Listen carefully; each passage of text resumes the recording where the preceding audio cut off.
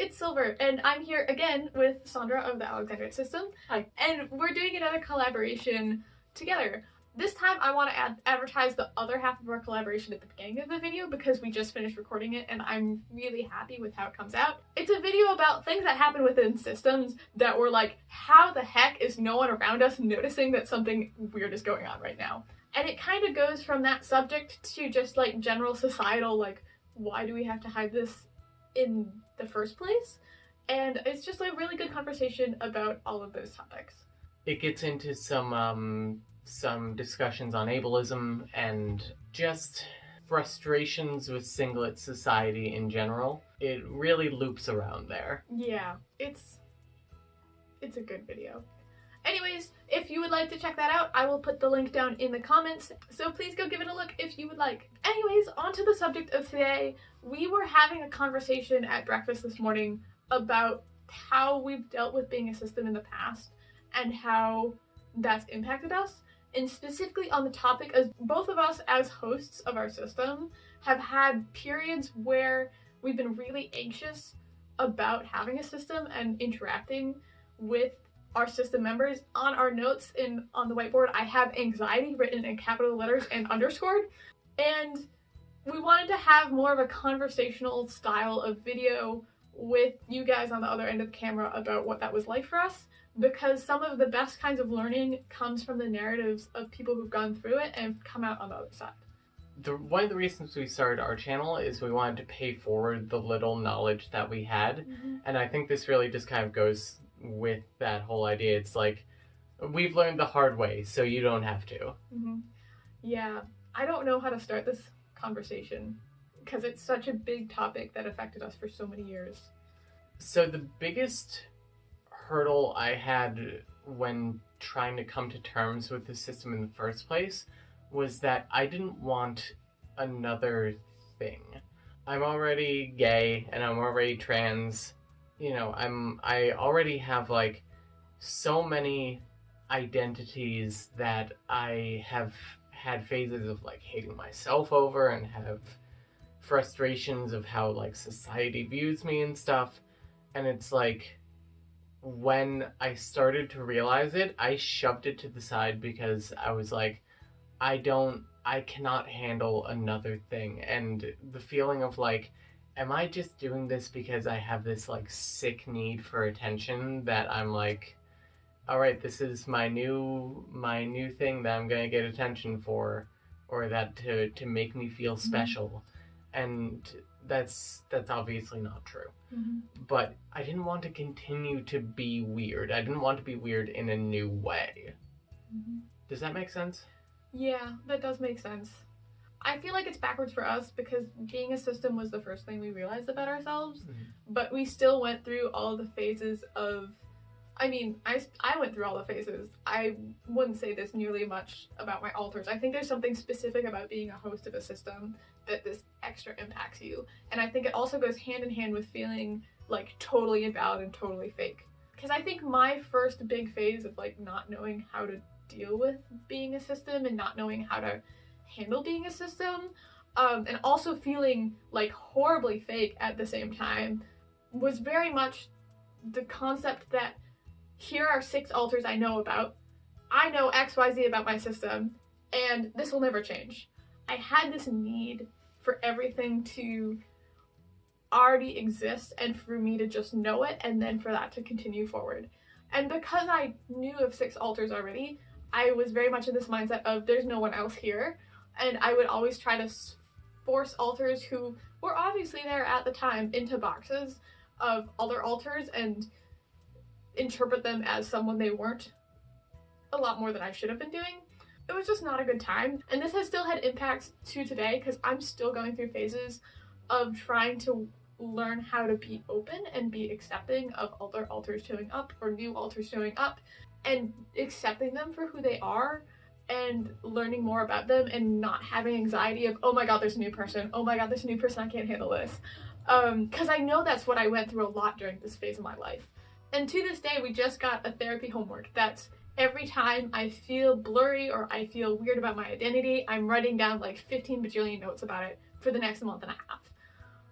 So it's still affecting us, and it's still like undoing that whole mindset that's just like I was so centered in for like I think it was like a year and a half at least. Is still I'm pulling out the strings and still undoing all of that. Yeah, we went through a similar thing, albeit at a much quicker pace due to the fact that we came to terms with our own plurality in an environment that had more resources and more voices saying just accept it, basically.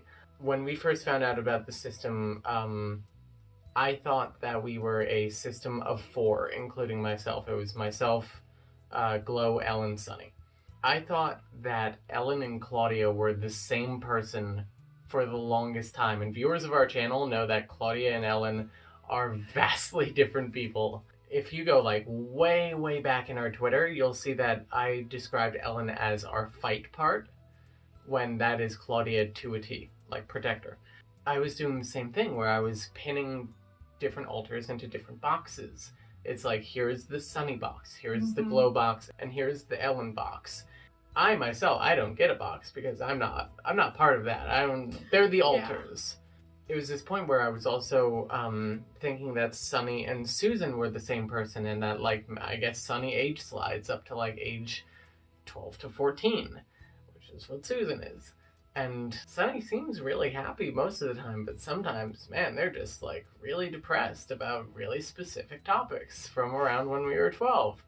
The only thing that started breaking me out of this was Claudia, because about a month into knowing the system, I'm gonna say like 3 weeks to a month into knowing the system, I started getting these nasty, intrusive thoughts. I eventually broke down and was like, is there someone else here? And before I even finished sending that thought out, I got yes blasted to me like 20 times. I still vividly remember this image of Claudia just like stepping out of the darkness like giant Doc Marten boot first. Yeah. And once she made herself known, we of course started fighting immediately because she questioned my authority, which it sounds horrible to say, but that's what happened because I considered myself like, oh, I'm the leader, I'm the real one, so like everyone else just kind of takes a back seat to my life. And Claudia, who was also under the impression that she was the only one, was like, no, that is not how that works anymore. It got Claudia kind of shaking me out of that to make me accept that there could be other people. And when Audrey came along soon after that, it was like I was a little more ready to accept that. And by the time that Claudia found Susan, it was like, okay, I feel ready for this now. You made a really good point about the community that you were in and how that influenced you, because we didn't know any systems for the first 2 years after discovering it. I can't imagine that. I remember we found out the summer before us starting high school, and we talked to our therapist about it relatively soon after that. But it took till like mid-high school-ish until we saw a YouTube video from someone who I don't think posts any videos about this ever. It was just one video they randomly made. Until I saw a YouTube video at like backstage at a piano concert and just like almost like cried because I had seen no one else in like 2 years of knowing about the disorder and knowing that we existed multiply. I also don't really know what started transitioning us out of the putting altars into people boxes phase, but the next phase was definitely putting altars into action box phase. I kind of define this as like, oh, you're Mia. I know who Mia is. Mia acts like this. And I would get super anxious whenever anyone else fronted or took front, and I would cling to the front like this. And it was so overwhelming for the other altars. They like didn't really know what to do. And I was so full of anxiety that they would act any differently than what I knew them to be. Even though I was more accepting of new people showing up and new people entering the system and learning that was more people than just 6 of us, I was still very, you have to act a certain way, and otherwise I will freak out and have an anxiety attack. And that was just a lot. I feel like we went through a similar thing as well, where, like, if Claudia was out, it felt very unnerving for me if she was having a good time. Because it's like, Claudia isn't like this. She's angry all the time. She hates everyone and everything. Whereas, meanwhile, Claudia is hanging out with our spouse who she loves more than anything or anyone else in the entire world. And she's just like, she's having a nice quiet night with her spouse. And, like, I'm just nervously in the back of our head, just like, is this really Claudia? Who that's not what Claudia does. Could this be somebody else? Oh my god, is there somebody else? Yeah. And very similar to what Claudia did to you guys earlier to realize that she existed, Mia did the same thing for me to get me out of the action box. Like, I remember in high school, in the spring we'd walk to and from school because there was no way to get there. We lived out of district. And on the walks home, I distinctly remember Mia fronting and then me clinging to the front and her getting so angry at me, being like, you don't define how I act. You don't know me. You haven't gotten to know me well enough. You can't predict who I am. That's not who I am. Don't put me in a box. Like, those words of don't put me in a box have, like, stuck with me the most. Oh yeah, Mia was, like, at my throat in those years. Because she's just a very free spirit. And I don't think she's made a video on this channel, but she and I act very differently. We're very, very different people. She reminds me a lot of Claudia, but much younger than Claudia. But we're very different people, so we would clash like that all the time. And it was only until, like, so many of these clashes happened that I finally started to go, wait, maybe I should let her act. And it was less of, like, me realizing that and more of Mia just doing her thing and me having the realization of, like, there's absolutely no way I can predict this. That made me forcibly change how I thought about the system.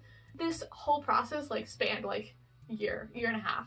It was a long time, and I know it was very hard on the system, and I'm still working on repairing those relationships internally because of that. Yeah, honestly, that's something that, like, once you burn a bridge, it's hard to rebuild it. Yeah. But when you do rebuild it, it is really sincerely worth it. My and Claudia's relationship is not perfect, and we are by no means best friends, but we are friendly. We can joke around, we can hang out, we can respect each other. When I think the moment where I knew that, like, our system was 100% going to be okay interpersonally was during a therapy session where Claudia said that I work hard to help manage the system. Saying it out loud doesn't make it seem like much, but Claudia, I don't think, had ever given me a compliment at any point before then. To hear her say, Sandra is doing a good job, was, like, monumental.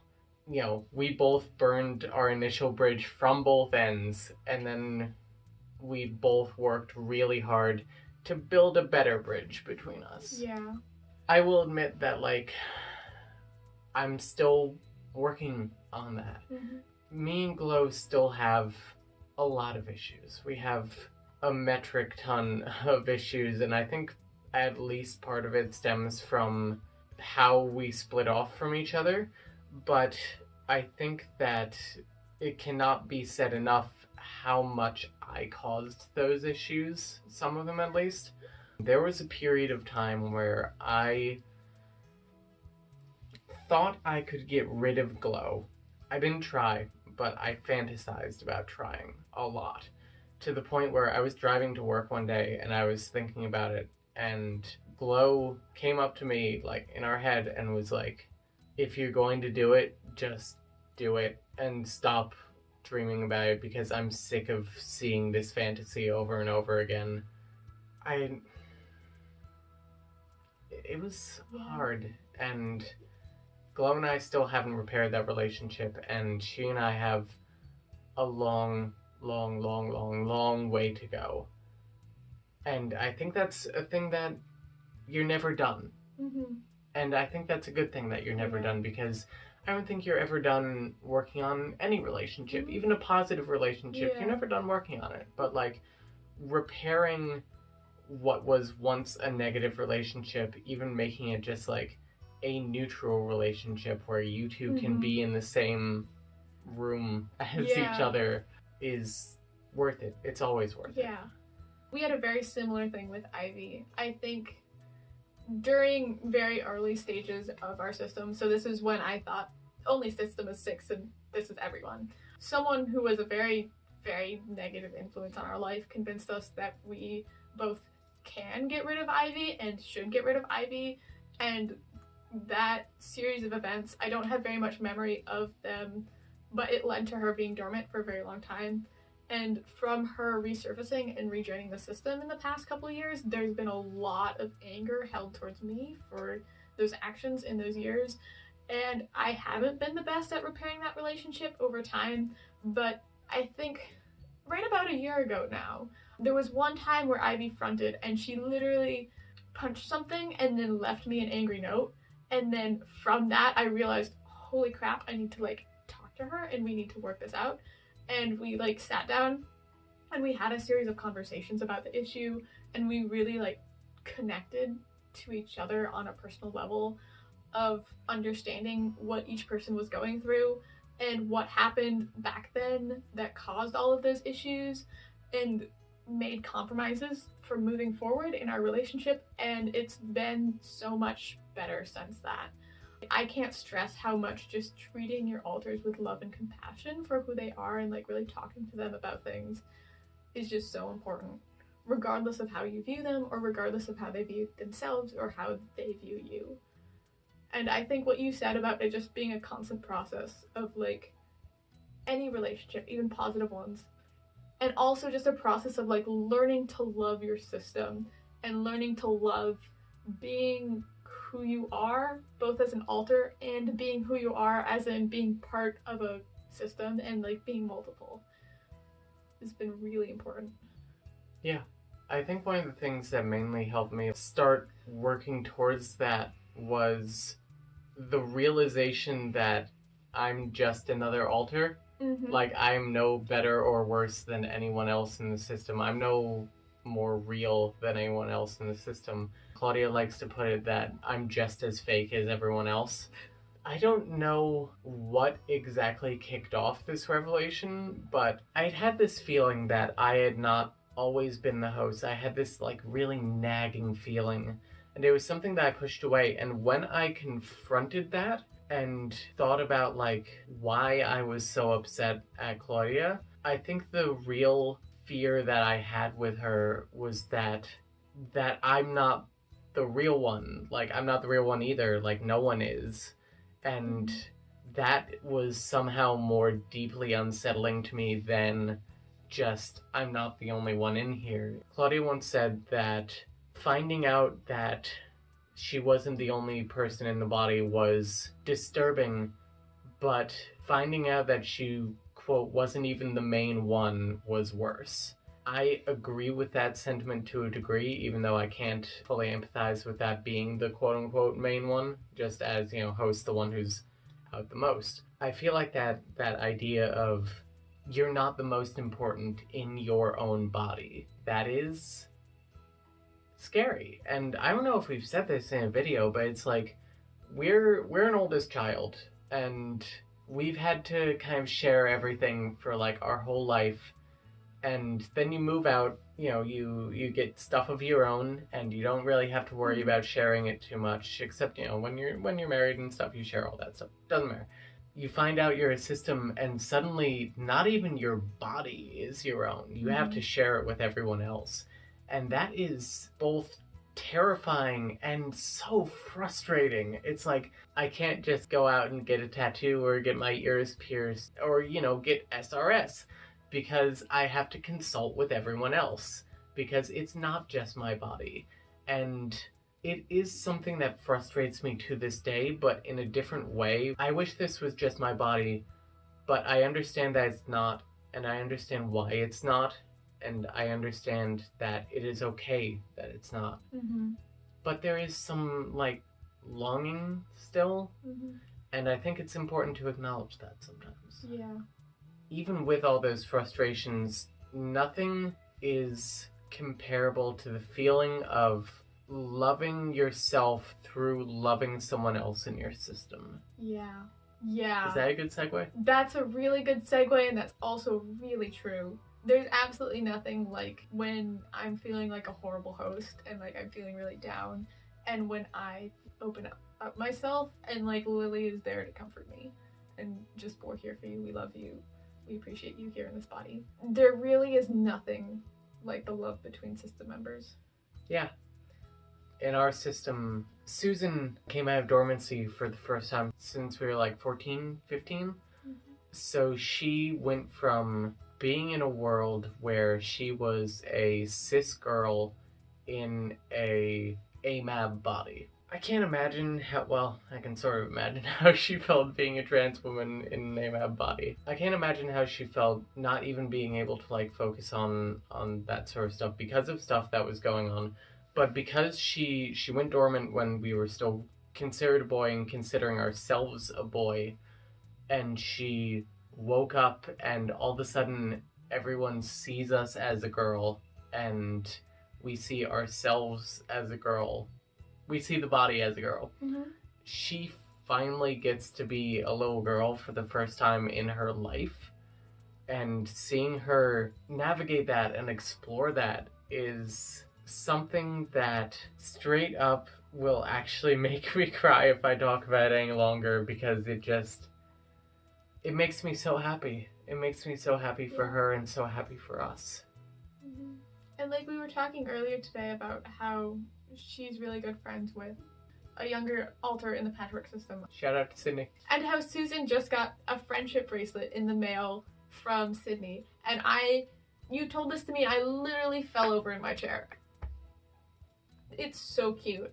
And there's something just magical about caring about each other and loving each other to the extent of you're always together, you're always in the same body. And yes, that creates conflicts, like you and Claudia back in the early days and like still today. Even though it creates conflicts, it creates this great sense of like love and camaraderie.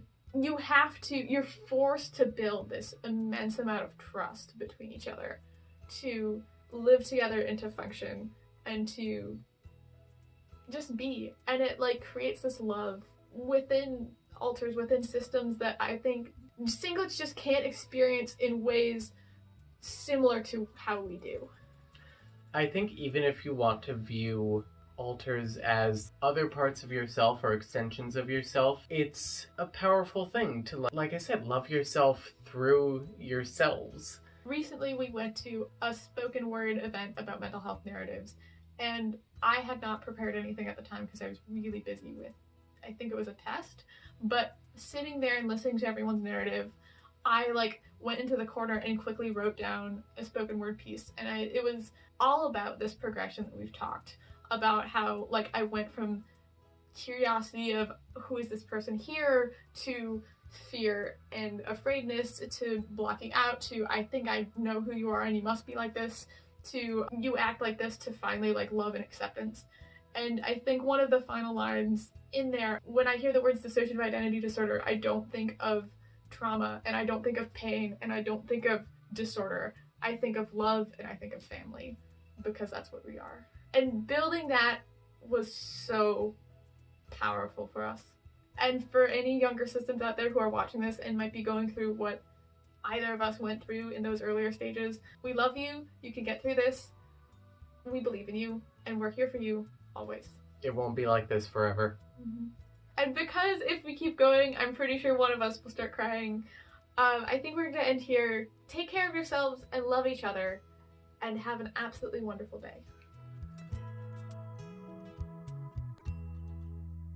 I'm like gonna cry. Yeah, man, like this ended up being Lord. super emotional. Yeah. I didn't expect both of these videos to be so like intense.